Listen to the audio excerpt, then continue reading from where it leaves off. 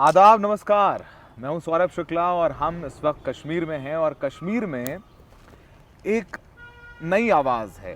पिछली बार जब चुनाव हुए थे तो वो आवाज़ थी तब भी, लेकिन इस बार वो आवाज़ खुद अपने लिए और आवाज़ मांग रही है और वो इलेक्शन लड़ रही है आवाज़, और वो आवाज़ है इल्तिजा मुफ्ती की।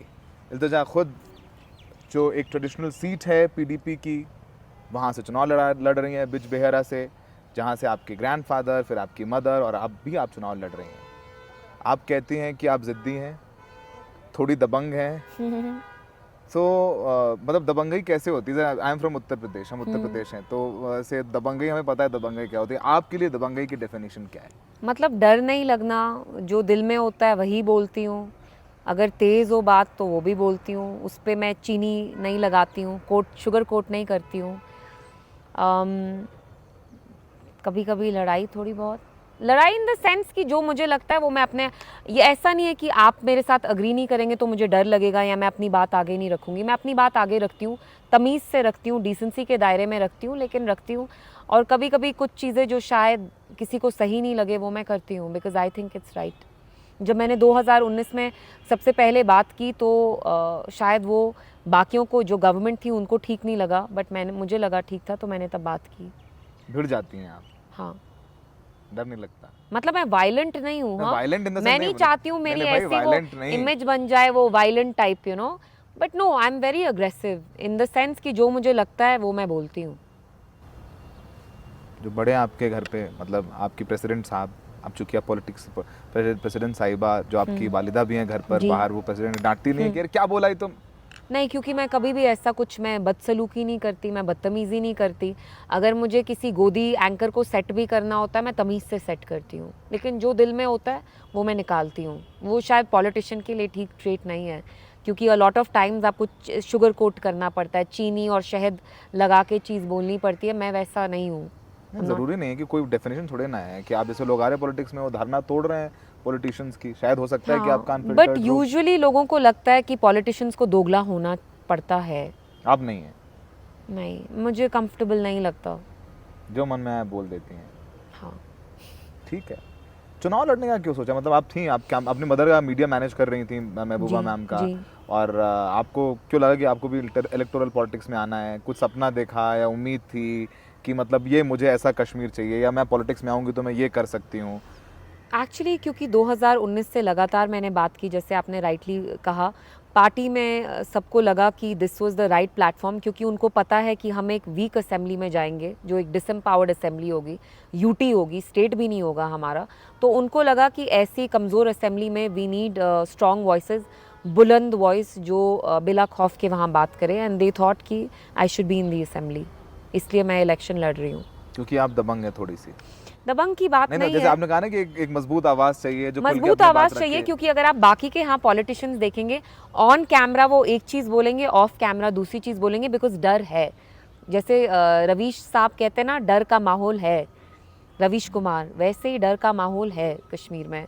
सच्चाई लोग बोल नहीं हमने पाते। 13 साल काम किया साथ में, और रवीश कुमार इसके हाँ। अलावा बहुत कुछ और बोलते हैं। जी। ठीक है, आप बोलिए बोलिए इस बात तो पे। मुझे लगता है कि यहाँ पे वो एनवायरनमेंट है डर का, और जो हमारे पॉलिटिशियंस हैं वो भी बहुत डरे हुए हैं, सहमे हुए हैं, क्योंकि ज़्यादातर पॉलिटिशियंस ने 2 नंबरी के काम किए हैं, 420 किन्हीं किन्हीं ने किए, उसकी वजह से एजेंसीज छोड़ दी जाती हैं उन पे।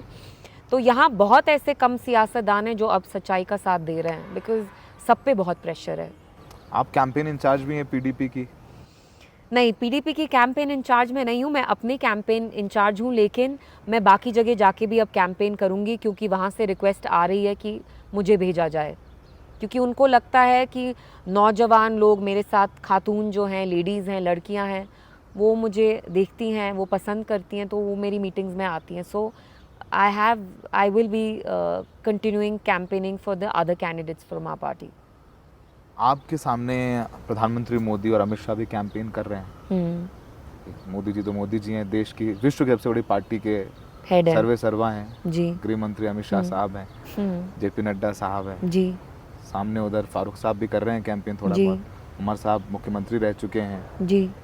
और आप यहाँ, आप भी बिल्कुल तैयार हैं, और आप जिस तरीके जी। से, लगता नहीं कि वो एक्सपीरियंस जो इन लोगों के पास है, और जैसे आपने कहा कि आप आपकी धारणा है कि पॉलिटिशियन को थोड़ा दोगला होना चाहिए या थोड़ा सा डिप्लोमेटिक होना चाहिए, जो आप नहीं है। हाँ, लगता है नहीं इन है। लोगों के सामने कैंपेन में थोड़ा सा आपका ये अंदाज पसंद आएगा लोगों को, अंदाज, या आप अनफिल्टर्ड जैसी हैं?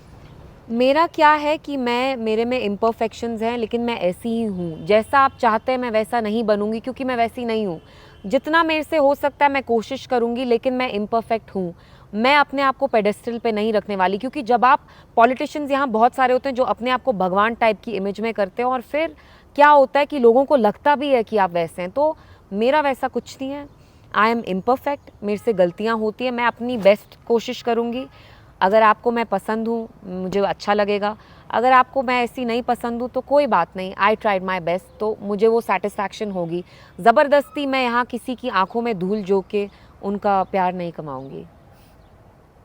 वेरी बोल्ड, या वेरी बोल्ड। कैसा कश्मीर चाहती हैं? पहले इस पर बात मैं करूंगा आपसे, क्योंकि आपके इतने इंटरव्यूज में मैंने देखा कि वही सब बातें पूछ रहे हैं आपसे, हम भी वही पूछेंगे तो फिर कहाँ मजा आएगा, क्योंकि हम भी चाहते हैं कानों कि... से खून आएगा अगर आप मुफ्ती अब्दुल्ला कहेंगे। नहीं, वो मैं पूछूंगा, अपने तरीके से पूछूंगा। अच्छा। जरूरी नहीं कि हर आदमी हर तरीके से बात करता हो, जी, सबका बिल्कुल, अलग। आप जैसे बिल्कुल, आपने बिल्कुल। बताया अलग तरीके के पॉलिटिशियंस हैं। बिल्कुल मोदी जी कैसे लगते हैं आपको?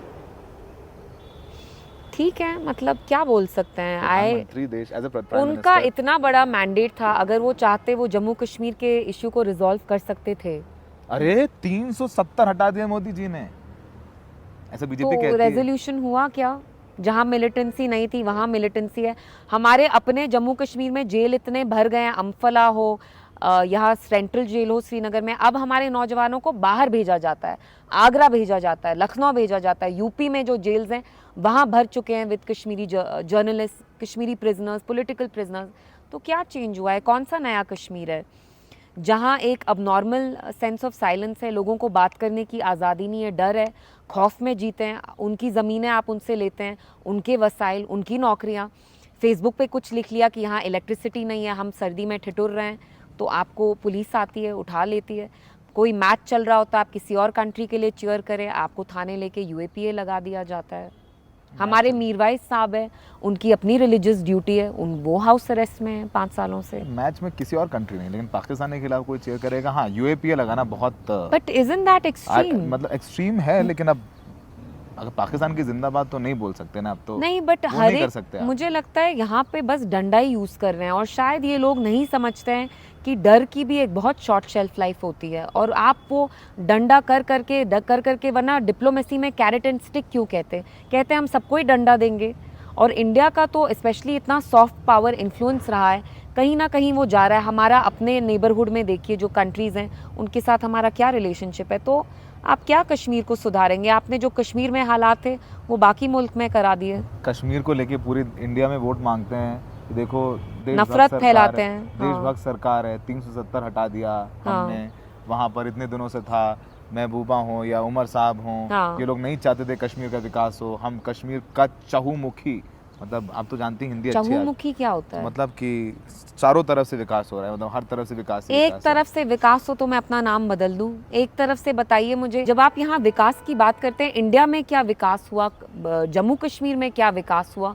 मतलब लुक एट आवर इकोनॉमी, हमारी जो यहाँ इन्फ्लेशन है बढ़ी है, अनएम्प्लॉयमेंट इज़ एट 39%, यहाँ लोगों के खाने के लाले पड़ रहे हैं। पूरी इंडिया में आप देखिए क्या हालात हैं। सो ये किस तरफ से इनने विकास किया? बाजार खुल गए, बच्चे स्कूल जा रहे हैं।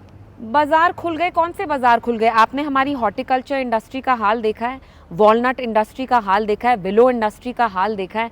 टूरिस्ट आ रहे हैं तो सब चंगासी, रेस्टोरेंट खुले हैं तो सब चंगासी। मैंने पहले भी कहा है, नॉर्थ कोरिया में उनकी दुकानें होती है, प्लास्टिक के फल, प्लास्टिक की सब्जियां, लेकिन वहाँ लोग भूख से मर रहे हैं। कुछ वैसा कश्मीर में किया जा रहा है कि आप सैनिटाइज कर रहे हैं सच्चाई वहाँ को। डिक्टेटरशिप है, यहाँ थोड़ी ना है। अब मैं तो कुछ नहीं बोलूँगी, समझदार को इशारा ही काफ़ी है। लेकिन जो हम यहाँ चाहते हैं वो यहाँ नहीं हुआ है। हम नहीं चाहते थे कि 370, हम मतलब नॉट जस्ट पीडीपी, यहाँ के लोगों के लिए 370 वाज अ कॉन्स्टिट्यूशनल राइट, जो आपने छीना उनसे, दिन दहाड़े छीना, ज़बरदस्ती करके छीना, हमें जेल में डाला, सबको जेल में डाला। जैसे जानवरों को जू में पिंजरे में रखते हैं, वैसे हमें करके आपने हमसे वही चीज़ ली जो हिंदुस्तान की आइन ने हमें दी। तो आप क्या बोलते हैं यहाँ सब कुछ नॉर्मल है, यहाँ बात करने की आज़ादी है? आप जर्नलिस्ट हैं, ये आपके लिए लग्जरी है, आपके लिए प्रिविलेज है? आप ऐसे घूम के इतने कठिन कठिन सवाल कर रहे हैं। कोई कश्मीरी जर्नलिस्ट पूछेगा, उसको शाम में ही यूएपीए के अंडर ये ले जाएंगे। It's not fair. आपको पता नहीं एनडीटीवी के साथ क्या हुआ? हुआ तो एनडीटीवी भी तो बदल गया, वो कौन सी फिर हाँ, लाइन तो फिर पे तो रहे? आपने बोला ना कि भाई, आपने बोला कि नहीं आपको आज़ादी है, हमने चुना कि भाई हम नहीं, ये काम आपने करेंगे, किया, हम लेकिन independent आप एक काम करेंगे। मुसलमान नहीं हैं, हाँ, आप कश्मीरी ये नहीं हैं, आज़ाद, ये बात ये बोली ना, आपके लिए प्रिविलेज की बात ये है। एक बहुत महत्वपूर्ण अगर बात मैं है, हमें वो शक की बोलूं, निगाह से नहीं हाँ, देखा जाता। अगर मैं वो बोलूं जो आप बोलते हैं, बिल्कुल। As a Kashmiri, as a Muslim, आपके फर्दर जो राइट्स हैं वो और कम हो जाते हैं, क्योंकि पहले से ही आप पे एंटी नेशनल का एक धब्बा लग जाता है, तो आप कुछ भी बोलें उसको उसी प्रिज्म से देखा जाता है। तो आपकी जो आज़ादी और जो नहीं, मेरी आज़ादी है उसमें बहुत फ़र्क है। इस बात से हम बिल्कुल हाँ। 100% इत्तेफाक रखते हैं। तो आप जब विधायक बन जाएंगी, अगर बन जाती हैं, तो पहली स्पीच में किस बात को लेकर सबसे ज़्यादा, जब आप बोलेंगे असेंबली में, किस बात को लेकर के आपका जोर रहेगा?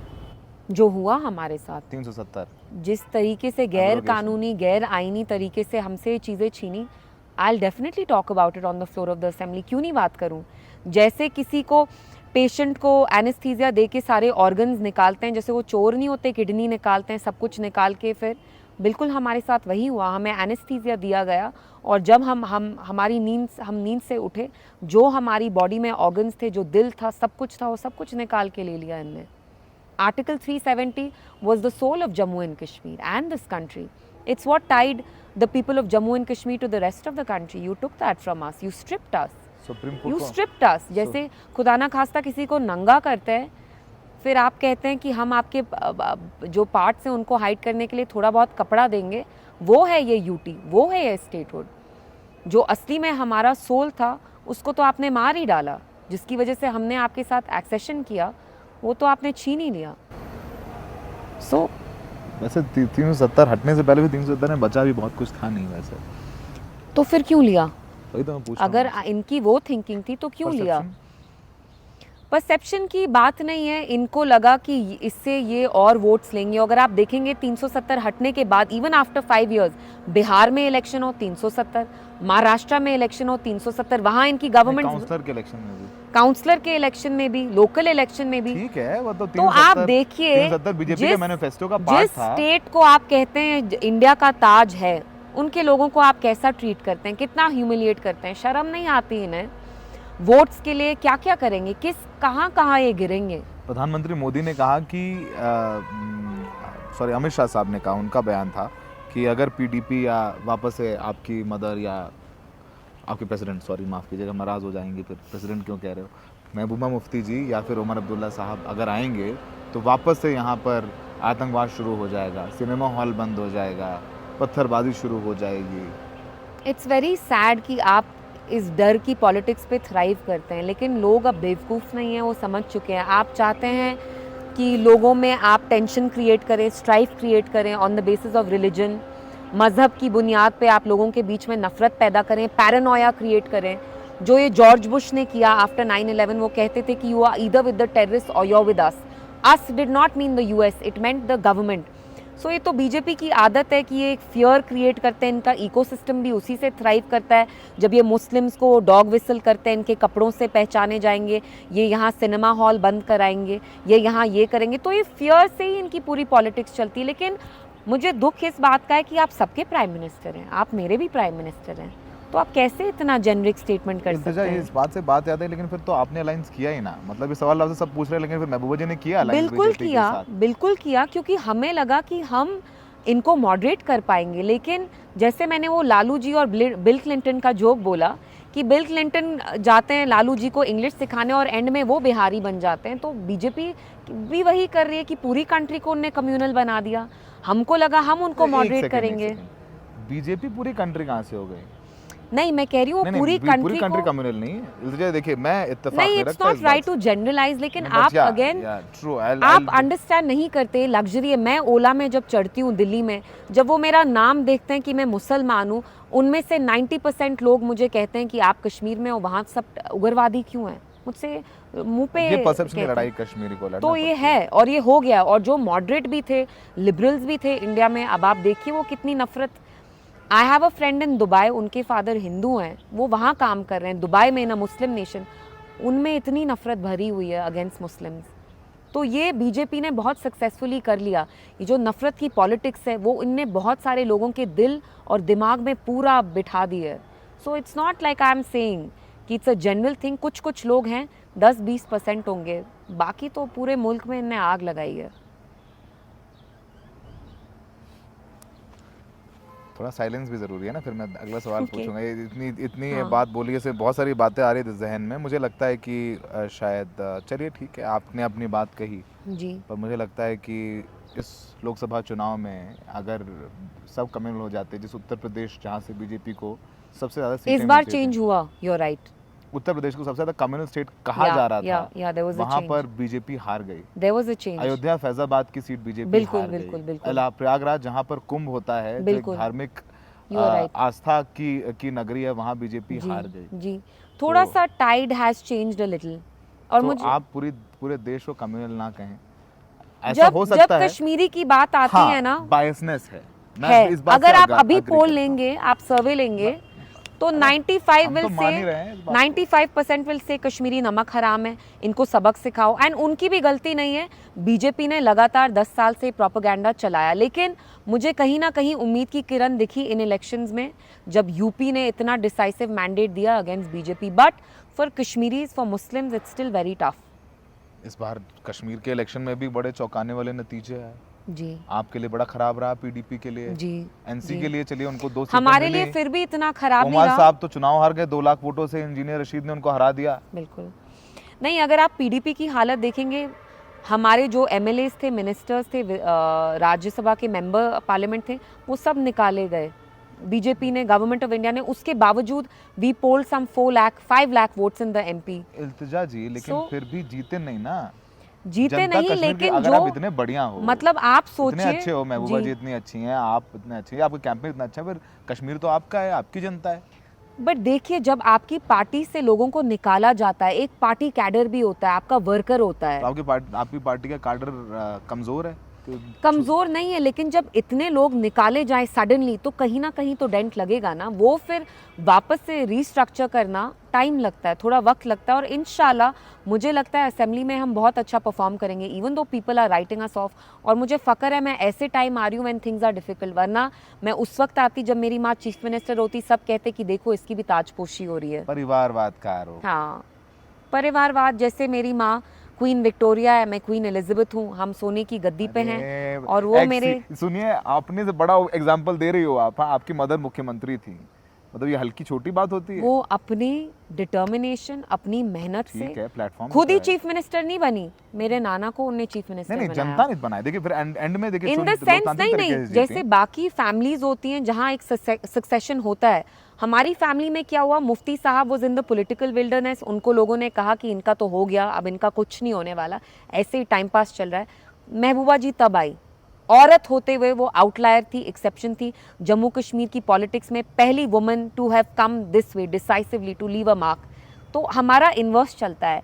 यहाँ पे बच्चा पेरेंट की हेल्प करता है, पेरेंट ताज नहीं लगाता है बच्चे पे। एंड आई होप कि मैं भी महबूबा जी के लिए वही कर पाऊँ। मैं चाहती हूँ कि वो बहुत आगे बढ़े, एंड इंशाल्लाह I hope that one day she will again be the chief minister of the state. So I want to do for her what she did for Mufti साहब। He wanted to be the chief minister for a purpose. He had a vision, and I hope कि मैं भी हमारी party को फिर से उसी उरूज पे ले जाऊं। मेरा ये नहीं है कि मैं अपनी यहाँ दाल पकाने आई हूँ, मेरा my priority is the party and how do we get back. जैसे आपने कहा कि पार्टी ने बहुत सफ़र किया है, my priority is how do we get back, and इंशाल्लाह वी विल। मुख्यमंत्री नहीं बनेंगे कभी आप?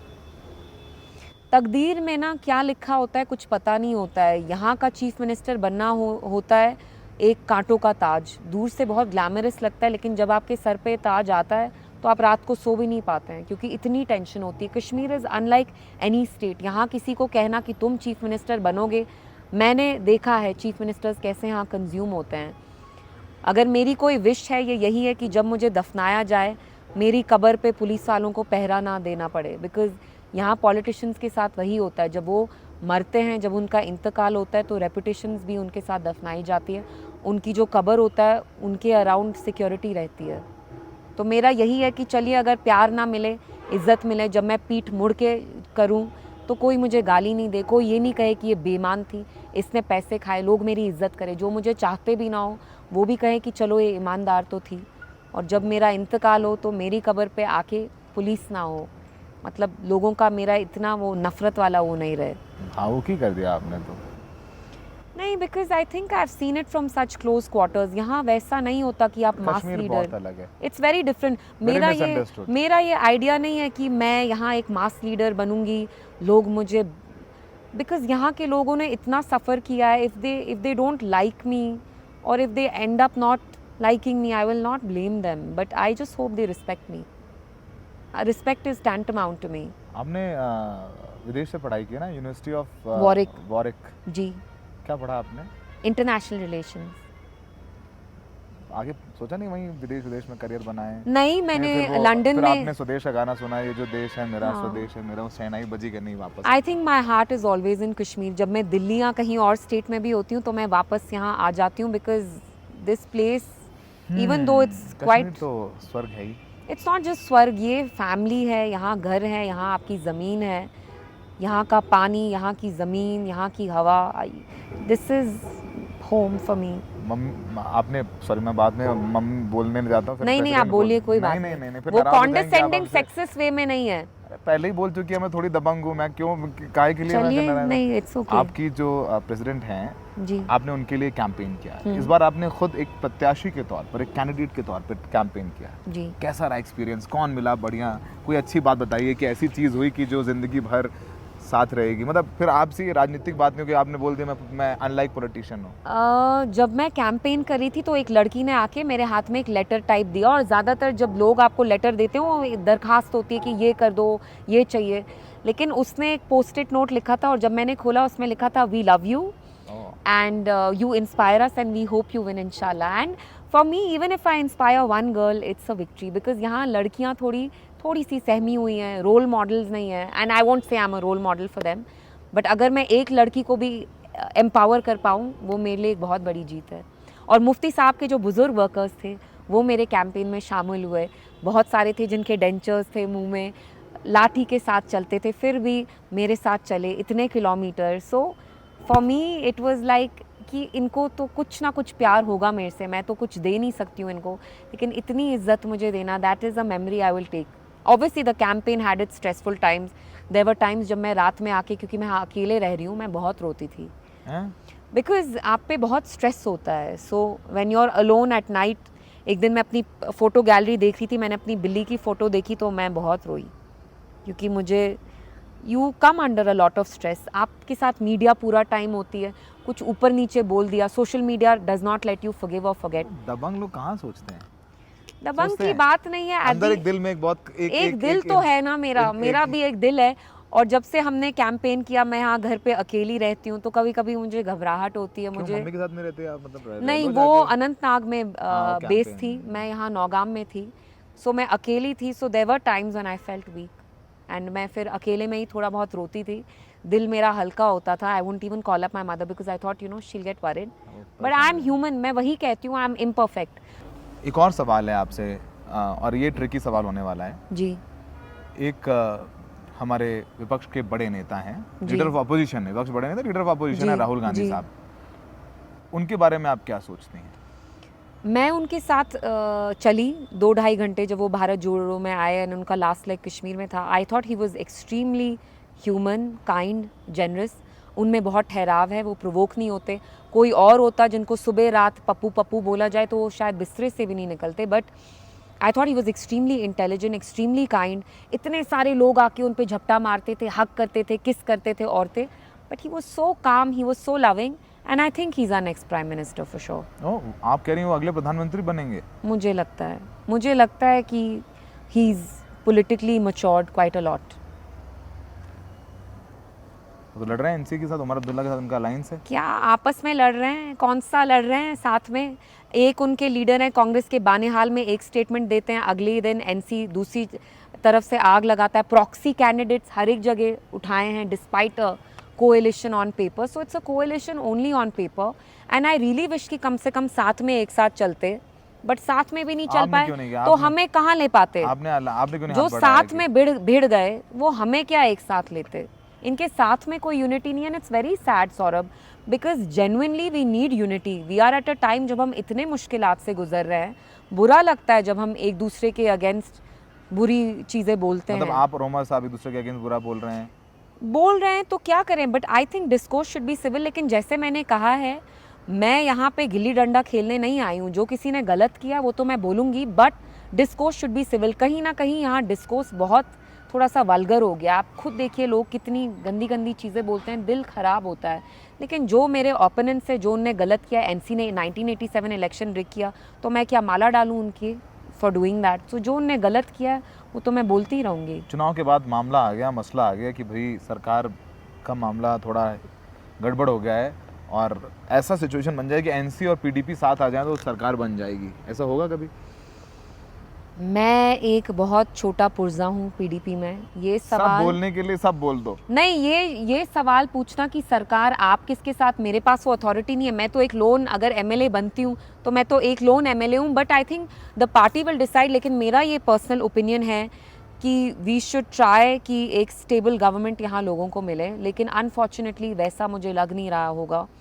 आई थिंक किसी भी पार्टी के लिए वेव नहीं है। आप यहाँ अभी ट्रैवल करेंगे, आप लोगों से खुद बात करेंगे, नहीं मेरी बात हुई। यहाँ एक फ्रैक्चर्ड मैंडेट होगा, it will be a hung assembly, but मुझे लगता है एक नॉन बीजेपी सेक्युलर गवर्नमेंट ही आनी चाहिए। इंजीनियर रशीद साहब जेल में थे यूएपीए और वो जेल से चुनाव जीत जाते हैं, उमर अब्दुल्ला को हरा देते हैं। जी। उन्हें कहा जा रहा है कि दो ही जगह बहुत बड़े उलटफेर हुए हैं, एक तो अयोध्या फैजाबाद में बीजेपी का हार जाना और यहाँ बारामूला में उमर अब्दुल्ला का हार जाना। जी। तो इंजीनियर रशीद साहब के बारे में आपके क्या थॉट्स हैं? I mean he one fair and square. Just because उनने जीता और किसी और ने हारा डज नॉट मीन कि मैं उनको डीलेजिटिमाइज या डिस्क्रेडिट करूं। एक जेन्युइन सेंटिमेंट था, क्योंकि जब मैं खुद भी साउथ में कैंपेन कर रही थी, मुझे उमर अब्दुल्ला भी हारे और पीडीपी का कैंडिडेट भी हारा, आप भी पार्टी कैंडिडेट। हाँ, तो ये थोड़ी ना है कि हम हारे, इंजीनियर साहब जीते तो इंजीनियर साहब ठीक नहीं है और हम ठीक है। नो, ये लोग डिसाइड करते हैं। कल लोग मुझे नहीं चुनेंगे तो व्हाट डज दैट मीन कि लोग खराब है, मैं सही हूँ? नहीं, वो उनने जीता इलेक्शन, बिल्कुल फ्री ट्रांसपेरेंट इलेक्शन हुआ। उनका एक सेंटिमेंट था, वो जेल में थे and people felt for him and he won fair and square. Why should I say that he didn't won fair? Omar साहब कह रहे हैं कि टीम भी है बीजेपी के, उनको जेल से जिस तरीके से उनको निकाला गया चुनाव में, एनआईए ने विरोध नहीं किया बहुत ज़्यादा, उनकी एंट्रीम बेल मिली और वो टीम भी है बीजेपी की और वो एक चेहरा है पीछे बीजेपी का एजेंडा रन करने के लिए। मुझे लगता है किसी को ऐसे स्लर करना, उनको ऐसे जनरलाइज करना, to paint them with the same brush is not always okay. शायद क्योंकि उनने उनको हराया कुछ है वहाँ पे, because obviously he trounced a former chief minister. हाँ, उमर साहब चीफ मिनिस्टर रह चुके हैं, कोई छोटी बात नहीं थी। वो एक शॉकर था सबके लिए, even for us it was a shocker जब वो रिज़ल्ट आया। बट किसी को आप कहते हैं कि हम ही हलाल हैं बाकी ठीक नहीं है, वो गलत है। ही वन दैट इलेक्शन एंड यहाँ लोग बहुत स्मार्ट हैं, आप किसी को भी यहाँ बेवकूफ़ नहीं बना सकते हैं। मुझे लगता है कि इंजीनियर साहब को फुली रिलीज़ कर देना चाहिए। That is a very strong opinion of mind, जो मैं प्रेस में भी कहती हूँ कि इंटरिम बेल क्यों, इनको फुली रिलीज़ कर दीजिए। ये एमपी भी हैं, the people of north Kashmir need him, he needs to fulfil his duty, let him be free. और जो हमारे बाकी भी पॉलिटिकल प्रिजनर्स हैं, इतने नौजवान जेल में सड़ रहे हैं, आप उनको भी छोड़िए। That's my thought. एक दो और सवाल पूछेंगे। कश्मीर में आप जब कश्मीर के लोग जब बाहर जाते हैं, और मैं एक बहुत आम आदमी की तरह, मतलब मैं मान के चलिए कि मैं एक ऐसा आदमी जो जर्नलिस्ट नहीं है, एक आम आदमी आया आपके पास जी, और वही कैब ड्राइवर समझ लीजिए मुझे दिल्ली में, ओके, जो आपका नाम देखता है और बोलता है यार इल्तिजा आप कश्मीर की हैं, कश्मीर की हैं आप। हाँ, कश्मीर के लोग इतने एंटी इंडिया क्यों होते हैं? हाँ, ये मेरे साथ हुआ है, ये क्या होता बोला है क्योंकि हर एक सक्सेसिव गवर्नमेंट जो दिल्ली में रही है, उसने अपनी वोट बैंक पॉलिटिक्स के लिए यहाँ के लोगों को अजाब किया है, जुल्म सितम किया है। अफजल गुरु को जैसे फांसी दी, आर्टिकल 370 जैसे एब्रोगेट हुआ, तो यहाँ पे एक जनरेशनल ट्रॉमा है। यहाँ लोगों को लगता है कि जनरेशन आफ्टर जनरेशन उनको धोखा दिया गया है, so that anti India sentiment is there.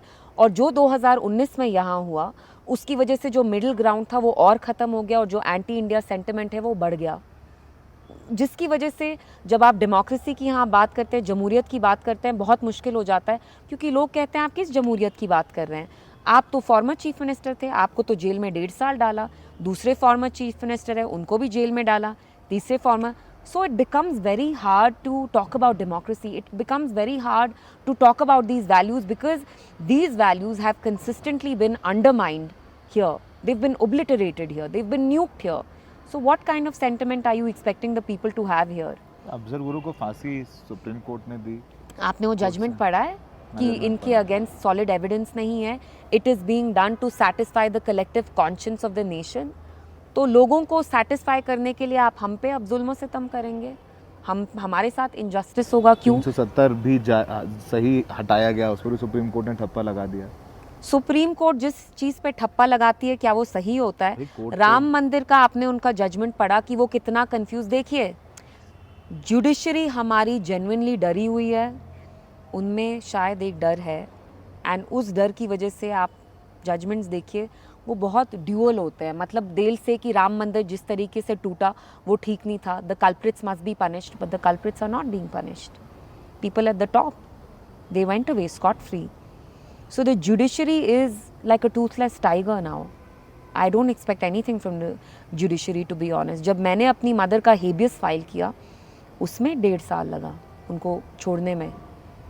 So what can I expect from a judiciary जो किसी का हेबियस नहीं टेक अप कर पाती, जो फॉर्मर चीफ मिनिस्टर है, वो हमें हमारा स्पेशल स्टेटस कहाँ देगी?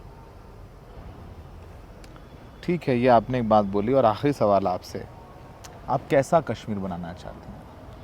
आप चलिए, मैं करता हूँ कि चलो इल्तिजा मुख्यमंत्री बन जाती हैं, कुछ चीज़ें हाइपोथेटिकल मान लीजिए बन जाती हैं, लोग बनते हैं, बन गई, कैसा कश्मीर बनाना चाहती हैं आप?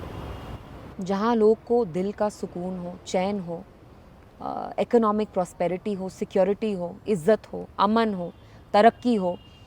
इज़्ज़त, अमन should not come at the cost of इज़्ज़त. यानी अमन लाने के लिए आप किसी की इज़्ज़त पे वो करें नहीं. जैसे इनने यहाँ साइलेंस जो इस्टेब्लिश किए, that's at the cost of our liberties, that's at the cost of our dignity. मैं यहाँ अमन, इज़्ज़त, तरक्की, खुशहाली, सुकून, दिल का चैन, सब कुछ मैं लाना चाहती हूँ. कैसे आएगा? वो आपको दूसरा इंटरव्यू करना पड़ेगा. वो एक क्वेश्चन में आंसर में फिट चलिए, नहीं आप होगा. चुनाव जीतिए, उसके बाद फिर जीतने के बाद जो इंटरव्यू होगा उसके लिए जी. बेस्ट विशेस हम दे सकते Thank हैं. you. और कुछ अगर आप कहना चाहें? मैं यही कहना चाहूँगी कि आपका प्लेटफॉर्म रेड माइक से मैंने इसलिए बात की, I have to be very honest with you. बहुत सारे हिंदी चैनल्स हैं जिनने मेरे पीछे पड़ गए, मेरे कुछ एंकर्स भी हैं हमारे गोदी. अच्छा जी, तो- किसको गोदी एंकर कौन आपको? अरे मैं नाम नहीं लेना बता चाहती. दो ना आप। नहीं, अच्छा नहीं लगता. क्यों? अरे, अच्छा फिर नहीं गोदी लगता. कह रही हो, फिर कह रही हैं आप अच्छा नहीं लगता है। जैसे आया कि आप फलानी से बात करिए, ये एंकर दिल्ली से आ रहे हैं, तो मैं सोचती हूँ कि जब मुझे कोई कहता है कि आप इंडिया टीवी देखोगे या रिपब्लिक या टाइम्स नाउ, मुझे लगता है आप किसी को कह रहे हो कि या तो कॉलेरा चूज़ करो या diarrhoea. Both are equally bad. हाँ, आप दोनों में से कुछ नहीं चूज़ कर सकते हैं. सो गोदी मीडिया का भी वही हाल है. नहीं, आपका फ़र्ज़ बनता है कि आप बाकी मुल्क में लोगों को समझाएं कि जो यहाँ हो रहा है और जो दिखाया जाता है उसमें बहुत अंतर है. हम तो वो मास्टर नहीं, सच्चाई हम तो एक्सप्लेन जर्नलिस्ट करें. हैं। हम जो आप कह रहे हैं एग्जैक्टली, जर्नलिस्ट बता का रहे हैं। काम होता है कि बाहर, जैसे कहते हैं ना बारिश हो रही होती है, आपका काम ये नहीं है कि बारिश है या धूप, आपका काम है कि आप बाहर देखें बारिश है या धूप है. You know, there is a saying. So आपका काम है कि आप लोगों के बीच में जो नफरत है ये आप बंद करिए, क्योंकि मीडिया भी आके यहाँ आग में घी डालती है. सच में आपको बोलूँ, मुझे इतना बुरा लगता है मीडिया से बात करना जो दिल्ली से आते हैं, क्योंकि वो नफरत फैलाते हैं. So I hope Red Mic uses this platform and they remove this acrimony that's between the people of, you know, the rest of the country that they have towards us, this hostility कि हम नमक हराम है, कि हम anti national हैं. इसमें आपकी एक बड़ी रिस्पॉन्सिबिलिटी है. भारत के बारे में सबसे अच्छी चीज़ क्या लगती है? आप इंडिया के बारे में सबसे अच्छा क्या लगता है आपको? बात करने की जो आज़ादी होती थी, जो डाइवर्सिटी हमारी थी, स्ट्रेंथ थी, जो अब कहीं दफना दी गई है. Every day the soul of this country is attacked and it's brutally attacked and I feel bad because I was born and raised in this country. If I am दबंग, it is also because मेरी यहाँ तरबियत हुई, but this country is not where I was born and where I was raised. I feel like it's alien to me now. There's so much hatred, there's so much animosity, so I miss the diversity, I miss the freedom to speak, I miss the genuine love that you know, people between different religions had, that trust, that bond of trust. It's been irreparably broken. It stands broken. चलिए आप आइए politics में, नई ऊर्जा के साथ देखते हैं कश्मीर के लोग आपको क्या मैंडेट देते हैं। आप कॉन्फिडेंट है चुनाव जीतने के लिए, और जीतने के बाद क्या सरकार बनती है नहीं बनती, आपको लगता है फ्रैक्चर्ड मैंडेट है और पॉलिटिक्स में कुछ नहीं कह सकते हैं कि कौन किसके साथ जाएगा, कौन जी। किसकी टीम है ए, कौन किसकी टीम है B, you never know. I am for the people. If they select me, सर आँखों पे. If they don't, then no worries. वो मेरे दिल पे घाव नहीं होगा. People are the true kingmakers. आपके इंटरव्यू देखा, आप बड़े शायरी भी करती हैं। वो मैंने वो आप बोल रहे थे क्या, खता लम्हों ने खता की, सदियों ने सजा पाई. सदियों ने सजा पाई। I like poetry. I be not poetry exactly, but I like reading. I like depth. मुझे लगता है कि all human beings should have some depth. They should have some character. They should have a spine, which I hope I have. Favourite शायर कौन है आपके? नहीं, मैं शायरी इतनी पढ़ती नहीं हूँ. कुछ जो मैं पढ़ती हूँ मुझे अच्छी लगती है. गाने सुनती हैं? हाँ. किसके? I like all songs. When I was growing up, my mother used to listen to a lot of Jagjit Singh. So there's this song of his, तुम हमारे नहीं तो क्या गम है, हम तुम्हारे तो हैं तो ये क्या कम है. Yeah, I think that's a beautiful ghazal song. सुनती हैं आप? I like ghazals, yeah. I like Jagjit Singh. I think जो उनके songs होते थे, they were beautiful. Arijit Singh को सुनती हैं? हाँ, I think he's a very good singer. बहुत. सुनती हैं, म्यूजिक पसंद है? हाँ, बहुत. I think music really helps you feel better. Kashmiri music, Sufi music is also very It's beautiful. और हमारे जो इंस्ट्रूमेंट्स हैं, रुबाब है, संतूर है, अगर गाना हो ना हो, इट्स लाइक सुकून आता है बिल्कुल. चलिए इस अच्छी सुकून की बात पर हम लोग अपना इंटरव्यू ख़त्म करते हैं. ये अनफिल्टर्ड, थोड़ी दबंग, ज़िद्दी और थोड़ी इमोशनल भी. थोड़ी इमोशनल, जो रात में अकेले में अक्सर रोती भी हैं, इल्तिजा मुफ्ती का एक नया रूप आप सबको दिखाया, और उम्मीद है कि आप हमारे इंटरव्यूज़ देखते रहेंगे और शेयर करते रहेंगे दूसरों के साथ. हमें देखने के लिए बहुत बहुत शुक्रिया.